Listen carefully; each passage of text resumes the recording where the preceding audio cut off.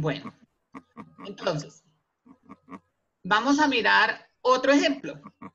Bajos resultados de las pruebas PISA en 3 colegios de la localidad de Rafael Uribe Uribe. Entonces, el que quiera tomar la palabra para que me diga cuál es el tema, necesidad de innovación y delimitación de esta investigación mixta. Yo, profe. Bien. María Isabel. María Isabel, te escuchamos. Bueno, el tema sería las pruebas PISA, Sí. la necesidad, los bajos resultados de las pruebas, Sí. y el contexto es el colegio de la localidad de Rafael Uribe. Muy bien. Escríbeme tu NRC con tu nombre, por favor, en el chat. Entonces, en este caso, queridos estudiantes, no vamos a tomar como referencia solamente un colegio. Él lo está delimitando porque quiere analizar 3 colegios en específico y por qué esos 3 colegios de esa localidad presentan los resultados más bajos. ¿Qué variables se pueden investigar en estos 3 colegios?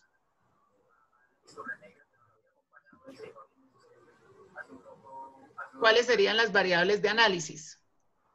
Puede ser los problemas cognitivos y motores que tenga el niño. Bueno, podríamos identificar cuántos niños tienen problemas de aprendizaje. Muy bien, Paula. Profe, sería la falta de docentes, ¿no? La intermitencia de docentes, sí, porque los colegios distritales generalmente hay veces duran hasta 15, 20 días sin profesor. Perfecto, esa podría ser otra gestión. Escríbeme tus datos, por favor. ¿Qué otra tercera variable? Profe, la otra podría ser la falta de recursos, ya sea en el colegio. La falta de recursos, ¿de qué clase? Pues digamos, hay niños que tienen problemas pues debido a la falta de computadores en informática o la falta del internet, ya sea para investigar algún tema. Ok, sí, está bien. La falta de recursos de infraestructura de la institución. Falta. Hay aspectos que son importantes para medir este aspecto. Puede ser la importancia que los papás tengan en cuanto a la educación de los niños. Ok, la falta de interés por parte de los padres nuevamente afecta el resultado académico de los estudiantes. Muy bien. La falta de preparación de los profesores. ¿La falta de qué? Preparación de los profesores. Ok, también la falta de preparación de los docentes en cuanto al currículo. Muy bien, que los profesores muchas veces no siguen un currículo, no siguen un plan de estudios, sino que entran a dictar cualquier clase de tema ahí como porque se les ocurrió. Eso sucede mucho en los colegios distritales. Lo digo también por experiencia, que muchas veces cuando yo voy y hago los reemplazos, uno pide dónde está el plan de estudios y la respuesta del coordinador es no sabemos. Entonces, ¿qué tiene que hacer uno, digamos, en la primera clase? Pues improvisar, pero el deber del maestro es seguir los estándares curriculares, mirar qué es lo que se enseña en ese año y en ese periodo, y a partir de ahí, pues obviamente empezar el plan de trabajo. Eso no lo tienen presente muchos maestros y por eso es que los resultados también de las pruebas PISA muestran siempre aspectos negativos. Entonces, básicamente es eso, chicos. Uno, encontrar posibles problemas que estén afectando a esa comunidad con base al tema que tenemos, lo medimos por una herramienta cuantificable, analizamos descriptivamente lo que está sucediendo con esos resultados de estudio y a partir de ello pues generó una serie de estrategias. Entonces en este caso, si vemos que el 90% de los casos que se presenta en uno de esos colegios es por la falta de atención de los padres, pues nuevamente las estrategias deben estar siempre ligadas a responder a esa necesidad. Si en uno de esos 3 colegios el problema es sobre la falta de organización del seguimiento del plan de estudios y del currículo, el plan debe estar implementado hacia los profesores. Y si en el tercer colegio el problema es, digamos que el desinterés por parte de los estudiantes por temas externos como la drogadicción, pues obviamente tengo que enfocarme en esa en esa necesidad para poder implementar un trabajo de investigación que tenga un resultado de cambio. Es importante, uno no investiga por investigar. Si usted va a investigar es porque usted quiere aportarle a esa comunidad. Si no, pues obviamente esto no tendría ninguna razón de ser. Entonces, básicamente es eso. Espero que ya quede muy bien cimentado, pues obviamente, este aspecto. Bueno, vamos con otro tipo de investigación que se llama la experimental. Cuando hablamos de investigación experimental pura, si usted solamente va a utilizar una investigación experimental, aquí lo que nos interesa es el resultado matemático de la investigación, ¿sí? Los datos aquí tienen que ser muy estrictos y muy exactos. Es decir, que me interesa más la cuestión de números que descripción de procesos. Entonces, aquí tengo un tema de inglés. Se llama eficacia del método Berlitz para el aprendizaje del English the Second Language. ESL significa English Second Language, inglés como lengua extranjera o segunda lengua, en el colegio La Palestina. Entonces, en este caso, el tema de lo que vamos a hablar, ¿cuál sería? Necesito saber tema. El aprendizaje, profe. Recuerde, a ver, le voy a dar la palabra a Gabriela. El tema es la eficacia del método Berlitz. No, no, ese no es el tema. Profe, el aprendizaje de el aprendizaje. ESL. A ver, ¿quién estuvo por ahí? Escuché una voz de un hombre. ¿Quién fue? Que ya, Yo, profe, yo. Te escucho. Juan, ¿verdad? Es el aprendizaje de ESL. Ok, el aprendizaje de inglés, del inglés. Vamos a hablar sobre el aprendizaje de inglés en los colegios. Muy bien. Y la necesidad viene a ser la eficacia del método Berlitz. ¿Y es una necesidad o es una innovación? Creería yo que las dos. ¿No, profe? Una innovación, porque el aprendizaje de segundas lenguas siempre se ha dado en los colegios. O sea, eso no es algo problemático. No, sería aquí una innovación. Vamos a implementar este método. ¿Listo? ¿Y la delimitación? En el colegio La Palestina. Muy bien. Tú eres del 13701, ¿verdad? Sí, señora. Listo. Ahí te No, doy no, señora, del 7231. Ah, ok, listo. Bueno, entonces, ¿cómo vamos a identificar que esto es una investigación experimental? Tenemos el Colegio de la Palestina. Los chinos no saben nada de inglés y las metodologías que tenemos no sirven para nada. Todos pierden inglés. Entonces, por ahí hay un profesor que dice, oiga, mire que existe un método que tiene más de 100 años en el mercado y si tiene 100 años, pues obviamente es porque ha sido eficaz. Entonces, ¿qué hace en este caso? No se pone a hacer encuestas, sino que dice, implemento una serie de estrategias relacionadas con el método Berlitz y al final del proceso de la implementación de esas estrategias, miro de manera cuantificable cuántos estudiantes realmente son bilingües después de la aplicación del método. Por ejemplo, si antes de la aplicación ninguno era bilingüe, pero al final del proceso, después de la implementación de las estrategias, evidenciamos que de esos 100 estudiantes, 85 aprendieron inglés, pues quiere decir que el método efectivamente es eficaz porque el resultado matemático me lo está diciendo. Entonces, 85 de 100 estudiantes es bastante sobresaliente, pero, repito, aquí lo que me interesa es el tema del número. No me interesa el tema de la reflexión y la descripción del proceso.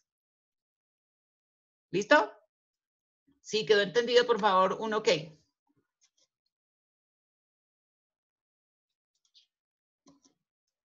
Listo. Vamos con otro ejemplo de investigación experimental. Resultados de las medidas de confinamiento a causa del COVID-19 en Bogotá. Entonces, volvemos. Tema, necesidad o innovación, delimitación. El tema es el COVID-19, profe. Sí. La necesidad es Medidas de confinamiento ¿Sí? y el contexto es en Bogotá. Ok. Distrito Capital. Entonces, en este caso, lo que vamos a analizar es cómo se comporta el virus dependiendo de la medida de adopción de esta ciudad con estos tres tipos de confinamiento. Cuando el confinamiento es nulo, cuando el confinamiento es moderado y cuando el confinamiento es total. Cuando el confinamiento es nulo, si digamos Bogotá tiene en este momento 8 millones de habitantes. Si los 8 millones de habitantes siguen con su vida común y corriente, aquí hablamos obviamente pues hipotéticamente, aunque ya tenemos un dato de, en Bogotá creo que ya somos como 460 infectados de COVID. Si no hubiese ninguna clase de restricción, si la gente siguiera con su vida normal como hasta la semana pasada sucedió con México, pues el número de contagios va a ser exponencial. Eso no va a poderse obviamente mitigar porque aquí nadie tendría ninguna clase de contención y el virus pues ustedes saben que se transmite con mucha facilidad. Entonces suponemos, si hay 8 millones de habitantes y el método de confinamiento es nulo, es probable que el número de infectados oscile entre 3 y 4 millones. Suponiendo, ¿no? Estamos haciendo aquí una suposición matemática, no son datos 100% verosímiles.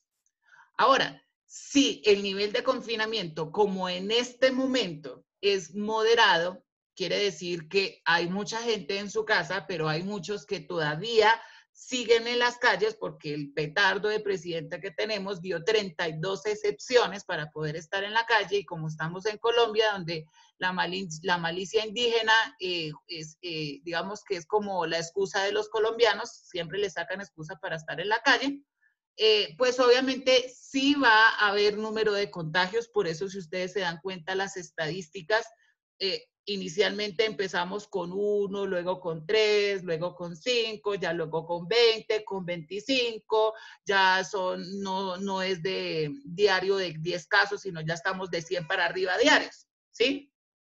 Entonces esto quiere decir que si hay un confinamiento moderado, el número de personas contagiadas naturalmente baja, porque eso es lo que dice la investigación experimental por medio de los números, y dice pues que no va a ser de 2 o de 4 millones, sino pues más o menos de 1 millón aceptándose en un mes en el tema del contagio. Ahora, ¿qué le tocó hacer a Wuhan para poder salir de este problema? ¿Y qué está sucediendo en Italia y qué está sucediendo en España en este momento? Pues que las medidas de aislamiento moderado no están sirviendo para poder obviamente aniquilar al virus. Aquí lo que está implementándose desde hace poco realmente en estos países europeos es la cuarentena total, ¿sí? Nadie puede estar en su casa sin una carta por parte del Estado que le permita el desplazamiento. Y tuvieron que tomar estas medidas porque si ustedes se dan cuenta, de hecho también quiero mostrarles aquí una herramienta que me mira cuántos muertos y cuántas personas están infectadas en el mundo. Se llama COVID Visualizer. Voy a enseñárselas un minutico. ¿Todos ven el mapa? ¿Todos ven el globo terráqueo? Bien. Entonces, miremos, por ejemplo, entre más rojo está, es porque hay más muertos. Miremos, por ejemplo, hoy el caso de Estados Unidos. Hoy esta cuestión está terrible. 214,482 casos. De esos casos, hoy, solamente hoy, fueron confirmados 25,952 personas y hoy ha fallecido 1,041 personas solamente en los Estados Unidos. ¿Sí? La gente sigue pensando que esto es un juego y sigue pensando que esto no es, que esto es un chiste. Miremos el caso de Europa, que es una de el continente más crítico. Hoy en Italia, el total de personas con COVID son 110,574. Hoy fueron confirmadas 4,782 personas con esta enfermedad y solamente hoy han fallecido 727 personas. Esto es una media que se ha mantenido durante los últimos 8 días en Italia. La situación realmente es preocupante, sobre todo en este país, porque ha muerto 13.155 personas. Caso similar pues está pasando en España, caso similar está pasando en Reino Unido y por lo general pues ese es el panorama oscuro. Si ustedes se dan cuenta, todos los países del mundo están infectados, menos Corea del Norte, y estos dos países que se llaman, yo no me acuerdo, tienen un nombre raro, Tajikistán creo que se llama, y es porque obviamente esos países no los visitan porque son militarizados. Si aquí se nota, ustedes se dan cuenta, en el caso de China, China pues ya está a punto de recuperarse de este gran problema, es nuestra gran esperanza a nivel mundial, porque de los 81.000 casos, 76.000 ya se han recuperado, 3.000 se encuentran, pues hubo 3.000 fallecimientos y solamente tiene 2.000 casos activos en este momento. Entonces, claro, pero esta medida sirvió porque la cuarentena fue total, a la gente no la dejaban ni siquiera salir a comprar la comida. ¿Sí? Estas son medidas que se tienen que tomar, por más duras que sean, si queremos salir de esta cuestión rápidamente. Si no, miren, yo creo que esto dura por ahí unos 6 meses más realmente, porque es muy preocupante realmente las medidas que aquí se están tomando. Aquí la gente no tiene conciencia de absolutamente nada. Aquí uno sale, yo solamente salgo a comprar mi comida o alguna cuestión que necesito de urgencia para la casa, y uno se da cuenta que la gente anda hasta cogidos de la mano, 3, 4, 5 personas juntas, y pues eso no va a servir si el gobierno no toma medidas realmente drásticas y no le pone multas, a pesar que se están colocando multas de 1 millón de pesos, la gente parece que todavía se está tomando esta pandemia como si fuera un juego y no lo es. Entonces, para los curiosos o para los que no tengan nada que hacer, como yo en algunos momentos, pues pueden ponerse a mirar realmente cómo está nuestro mundo. Colombia hace una semana solamente tenía 100 casos y ya han pasado 8 días y ya, si ustedes miran aquí se dan cuenta, son 159 personas confirmadas solamente hoy en Colombia, un muerto y tenemos un total de 1.000 personas infectadas. El país más golpeado de América realmente para mí es Ecuador, porque tiene, primero porque el espacio geográfico es muy pequeño, y hay 2.758 personas infectadas. El sistema de salud de Ecuador es precario, realmente la gente se está muriendo en la calle. O sea, no sé si ustedes han mirado distintos vídeos por internet que efectivamente pues muestran la situación tan crítica, y eso que apenas estamos empezando realmente, porque todos los países demuestran que su pico de altura de número de infectados oscila entre los 80.000 y los 100.000 casos. Y si solamente hay 2.000 acá, imagínense esto más adelante. Entonces, realmente, chicos, si ustedes tienen abuelitos y tienen personas mayores de 70 años, cuídense y cuídenlos a ellos, porque uno puede ser el responsable de una muerte de una persona, realmente. Entonces, es muy triste que vivamos en un mundo así, pero pues esa es la realidad. Bueno. Esa es bueno, y aquí, por ejemplo, esto sí es un dato que quiero compartirlo realmente. Antes, hace un mes, si ustedes se dan cuenta, la tasa de mortalidad del virus era solamente del 5%. Hoy, con todo lo que ha pasado en el mundo, con toda la proliferación del virus, si ustedes se dan cuenta, aquí en la parte de abajo dice, esto en español significa muertos, deaths. El 20% de la gente, o sea que ya no es el 5% como antes, que la tasa de mortalidad. La tasa de mortalidad está en el 19.56%. Entonces no es un virus tan inofensivo, ni no es un virus que solamente que es una gripita, como la gente está asimilando, como los jóvenes lo están asimilando, porque los jóvenes dicen, no, es que los que están muriendo son los viejitos nomás. Pues vean, esto que es de una fuente supremamente creíble a nivel científico, está mostrando los datos en tiempo real o casi tiempo real, porque obviamente esto lo actualizan cada 2 horas, de cómo se está viviendo la pandemia a nivel nacional e internacional. Bueno, eso es una investigación de orden experimental. Datos matemáticos puros.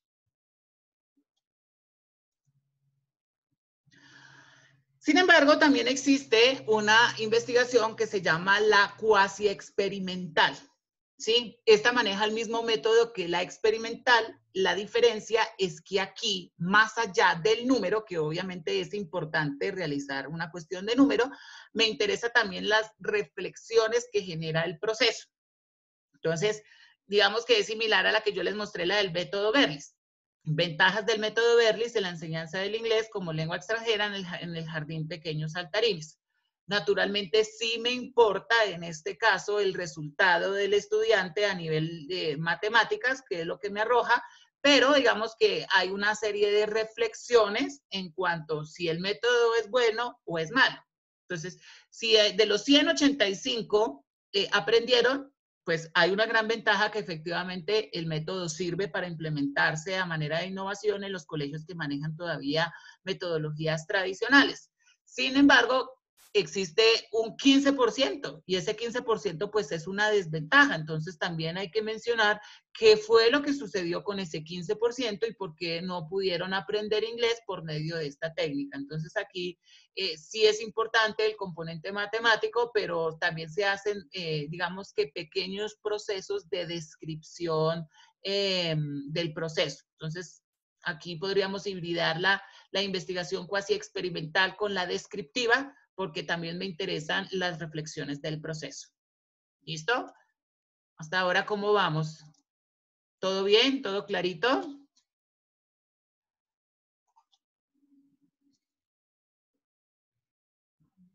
Sí, lo que ustedes aquí me estaban escribiendo, no había leído lo de chat, sí. Hay mucha gente que ha muerto por la irresponsabilidad de otros, eso es totalmente cierto.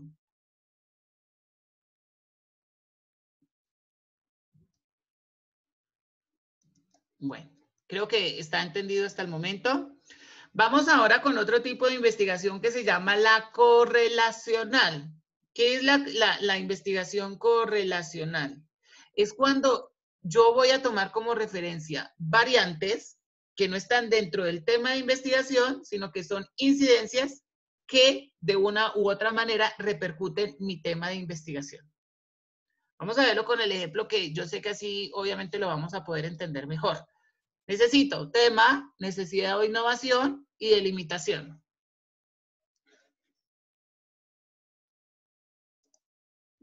Yo, profe. ¿Quién me habla? Camila. Camila, te escuchamos. El tema es la creatividad, la problemática, la incidencia de la memoria y la delimitación, los procesos de lectura del CNGP. No. Les aclaro que IL significa inteligencia lingüística. Esa es una teoría basada en Gardner. No sé si han escuchado lo de la cuestión de las inteligencias múltiples. Ok. ¿Cuál será el tema? Necesitamos primero el tema. Profe, ¿el tema es incidencia de la memoria? No. ¿No? No. Profe, el tema es como la creatividad en inteligencias y la necesidad, ¿no? No. Gabriela. El tema son los procesos de lectura en la inteligencia lingüística en los procesos de lectura,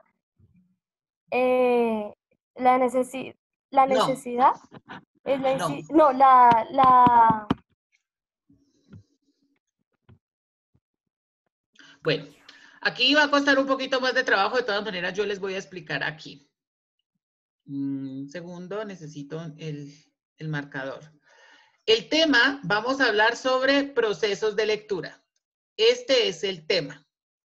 Yo les había dicho que la investigación correlacional es cuando vamos a trabajar tres componentes o varios componentes que afectan un tema en específico. Ya sabemos que el tema es procesos de lectura. ¿Cuáles son esos tres factores externos de análisis de esta tesis? Entonces, la primera es la memoria, la segunda es la creatividad y la tercera es la inteligencia lingüística. Este es el componente de innovación. Aquí lo que esta persona quiso hacer en esta tesis, que yo la asesoré, es determinar cómo la memoria, cómo la creatividad y cómo la inteligencia lingüística son tres factores, por eso se llama correlacional, porque son varias relaciones, cómo estos tres componentes afectan los procesos de lectura del estudiantado. Esto es un tema de pedagogía infantil o de neuropsicología. Cómo la memoria, cómo la creatividad y cómo la inteligencia lingüística propuesta de Gardner inciden en los procesos de lectura de un estudiantado. ¿Cuál es ese estudiantado? De este colegio, que lo utilizamos a manera de abreviatura para cumplir con el requerimiento de las 14 palabras. Colegio Nueva Granada. ¿Listo? ¿Entendido la investigación correlacional?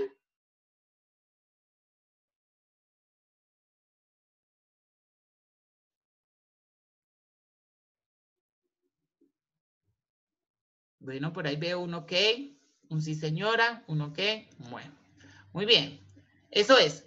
Vamos a mirar otro ejemplo. Siempre miramos dos ejemplos porque si uno no lo entiende por un lado, pues lo entiende por el otro. Y si no lo entiende por el otro, pues ahí sí que mi Dios me lo bendiga. Bueno, tenemos deportes sincrónicos para el mejoramiento de la percepción motora en el Colegio La Concepción. Esto es un tema de investigación de educación física. Entonces, los escucho. Tema. Profe. Levante la mano, que yo vea la mano en el tablero, o escriban para darles el uso de la palabra. Paula. Paula está levantando la mano. El tema es la percepción motora. La necesidad de innovación, los deportes sincrónicos para el mejoramiento y el contexto del colegio La Concepción. Muy bien. Paula Amaya, ¿verdad? Sí, señora. Tú ya habías hablado, esta es tu segunda intervención positiva. Bueno, muy bien. ¿Qué deportes sincrónicos existen?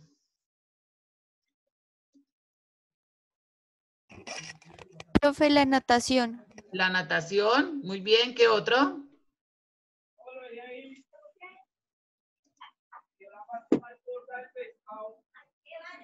¿Qué otro deporte sincrónico hay?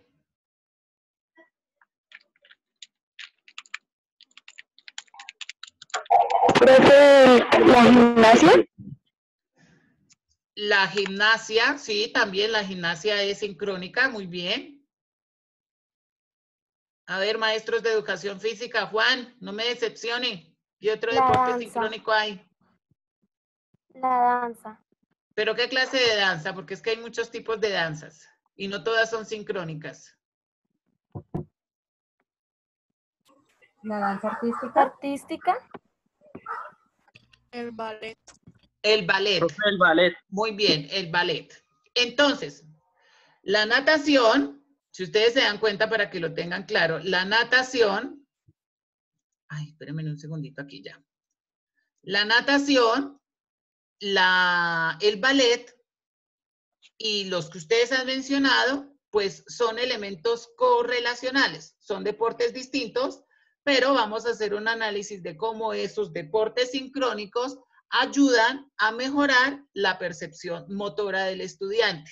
Eso es lo que se va a defender en ese tema de investigación, de que bien lo puede hacer un profesor de educación física, como lo puede trabajar también una profesora de pedagogía infantil, porque la percepción motora se trabaja muchísimo con los niños pequeños, y en general, pues obviamente para cualquier profesional de la educación, pero enfocada sobre todo en educación física y en pedagogía infantil. Este sería un tema interesante de trabajar, del cómo estos procesos ayudan neurolingüísticamente para que el niño mejore sus niveles de percepción del mundo. Paula, yo te doy 2 puntos. Claro, no te puedo dar un punto cada vez que hables. Te doy 2 puntos. Tienes una unidad. Listo. Hay otro tipo de investigación que se puede adaptar también para el mundo educativo, que es el estudio de caso. El estudio de caso, pues aquí lo que habla es, no vamos a abordar un contexto general, sino nos vamos a enfocar solamente en un individuo o en una comunidad muy cerrada. ¿Listo? Entonces, aquí lo más valioso es enfocarse en el individuo. Entonces, el tema, en este caso vamos a hablar sobre Juana Aguilera, solamente sobre Juana Aguilera. ¿Y qué vamos a hacer con ella? Vamos a hablar, esto ya pues sería una investigación de orden clínico, no es de educación, pero pues digamos que nos ayuda a entender el tema. Vamos a ayudarle a esta niña a encontrar el método apropiado para un proceso de desintoxicación. ¿Sí? De desintoxicación, pues obviamente por el consumo de sustancias psicoactivas.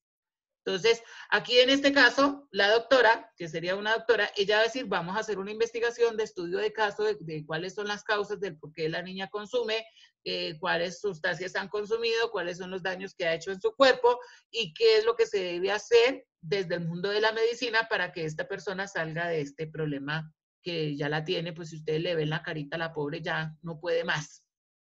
¿Listo? Eso es un estudio de caso. Una persona o una comunidad. No se tiene en cuenta el mundo exterior, se tiene en cuenta solamente a la persona. ¿Listo? Aquí tenemos otro caso de estudio de caso.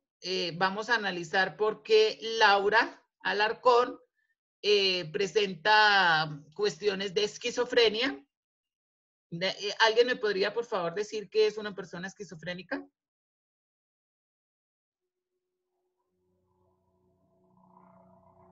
¿No, ninguno? Esto es Profe, creo importante. que es impulsiva. No, eso no es esquizofrénica. Es como muy débil a la presión de los demás. No. Gabriela se acerca un poco. Gabriela se acerca un poco, pero no me gusta la palabra cosas. Profe, ¿es la dificultad que se le presenta a una persona para pensar, sentir o comportarse? ¿No? Profe, son como alteraciones. Pero ¿qué clase de alteraciones y cómo se evidencia una persona con esa alteración? Esto va a ser muy común en los colegios. Acuérdense que ustedes, más allá de dictar una clase, tienen que identificar los trastornos de los estudiantes. Una persona que es esquizofrénica es aquella ¿Ella que tiene alucinaciones? que no ve el mundo real, o sea, que vive en un mundo de fantasías, que ve la realidad, ve una realidad paralela, o sea, un mundo imaginario. Y eso trae como consecuencia la ansiedad, trae como consecuencia la desesperación y en muchos casos la violencia contra otros o contra sí mismo. Entonces ahí es cuando tenemos el caso de las niñas de los colegios que se empiezan a cortar, con cuchillas y empiezan pues obviamente con ese flagelo. ¿Ve? Entonces en este caso vamos a estudiar solamente a esta persona, a este personaje, que en este caso es Laura. ¿Qué pasa con Laura? ¿Por qué es esquizofrénica? ¿Por qué es esquizofrénica en su colegio? ¿Por qué coge y ahorca a los niños y los tira y los coge a golpes? Ay, profe, eso no pasa. Créanme que pasa en los colegios que los niños cuando entran tienen principios de esquizofrenia, lo primero que hacen es coger un lápiz y empiezan a coger a los estudiantes por todo el salón a chuzarlos y hay casos graves. Y eso es un indicio de esquizofrenia. Y obviamente esto lo tenemos que trabajar con el psicólogo o con el psiquiatra del colegio. Entonces, este es un estudio de caso. No vamos a analizar síndromes presentes en un aula de clases, sino que vamos a tomar a un personaje y ese personaje va a ser mi objeto de estudio. ¿Listo? Eso es básicamente el estudio de caso. Listo, maestros, no es más por el momento. Importante que ustedes le tomen foto a este cronograma de actividades o que escriban en su cuaderno cómo vamos a terminar este segundo corte. Del 31 de marzo al 11 de abril, ahí me dispensan por favor con el mes, del 31 de marzo al 11 de abril, ustedes me deben enviar el segundo avance del proyecto. Ya en la inmensa mayoría les he calificado el trabajo que va hasta la introducción. Hay unos cursos que no he acabado. Yo creo que de aquí a mañana ya, en nombre de Dios, ya se los envío escaneados. Primero los imprimo, luego los califico y los escaneo porque creo que así es una manera, digamos, que un poco más puntual para que ustedes corrijan lo que están haciendo mal hasta el momento. Entonces, deben corregir lo que yo les dije que deben, obviamente, cambiar de su proyecto de investigación y adicionalmente deben ustedes anexarle 2 párrafos donde me especifiquen cuál es el método de investigación o cuáles son los métodos de investigación que ustedes van a utilizar para su proyecto de investigación, teniendo con base a la explicación que hemos tenido acá en clase. Entonces, si lo va a hacer a manera de encuesta o si solamente va a describir una situación para generar una estrategia, eso pues obviamente depende de la necesidad que usted tenga. ¿Listo? Eso es lo que ustedes me tienen que entregar y esa es la siguiente nota. Tenemos 5 notas para este corte, les recuerdo. La primera de ellas fue un mapa, un mapa mental sobre las líneas de investigación de la universidad. Hay estudiantes que no me lo entregaron porque todo esto nos convirtió la vida de un momento a otro. Si no se lo he calificado, el mapa de líneas de investigación, por favor, tómele una foto y envíemela al correo para yo digitarle esa nota y pues obviamente también calificarla. La segunda nota es el control de lectura de los métodos de investigación que realizamos por la plataforma. La tercera nota que tenemos es el siguiente avance, o sea, el segundo avance de este trabajo, que ustedes deben entregarlo. Espere que ahora con tanta cosa se me olvidó cuál es la cuarta nota de ustedes. Venga, miramos de una vez la planilla. Vamos a mirar aquí un minuto, por favor. Aquí está, investigación. Sí, las líneas de investigación, el quiz de métodos, el adelanto de la investigación, el primer adelanto, las correcciones, que sería la segunda entrega, y el parcial.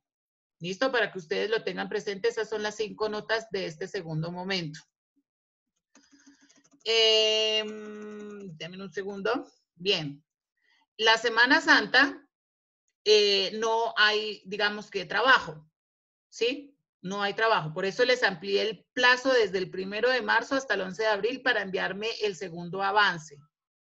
Si me lo quieren enviar en Semana Santa, yo no tengo ningún problema. De hecho, yo sé que más de uno estará más aburrido que un champiñón en la casa. Entonces, si quiere trabajar, bien. Si no, pues yo les doy su semana de receso porque yo creo que también se lo merecen.